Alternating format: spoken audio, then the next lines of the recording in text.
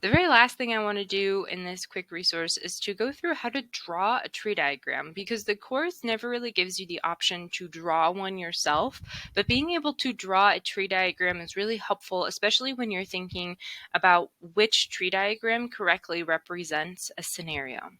So let's do that, and then you're going to have a chance to draw one on your own.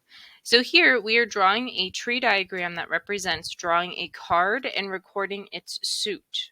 Okay. Then we are flipping a coin. So in order to do this, you want to make sure that the order you draw your tree diagram is the order that comes first in your description. So first, we're talking about drawing a card. Then we're talking about flipping a coin. Because drawing a card comes first, we need to start with that. And we're paying attention to the suit. If you don't know, you can Google like a deck of cards and you could see the 4 different suits, or you could just Google card suits and it'll pop up if you don't know. The card suits are, we have spade, we have hearts, we have diamonds, and we have clubs. Now, if you wanted to, you can abbreviate these by putting something like S, H, D, and C, and that's okay for this one because they are all different. They're all different letters. Okay, so I've done the first step. I've written down all of the different card suits I could draw. The next thing that I do is flip a coin. So thinking about it, if I were to pick a card and I drew a spade, when I flip my coin, I could either land on heads or tails. Say I drew my card and landed on hearts, I could then draw or flip a heads or tails. Same thing with diamond. I could have heads or tails, and same thing with clubs. I could have heads or tails. So one thing that you want to think about when you are looking at tree diagrams also is you want to make sure that it makes sense. Sometimes the course will be tricky and it'll do something like this where it'll put tails, tails, and you're like, wait a second, that should be heads. Okay, so just making sure you're taking your time when you're drawing them and thinking through all of the different options.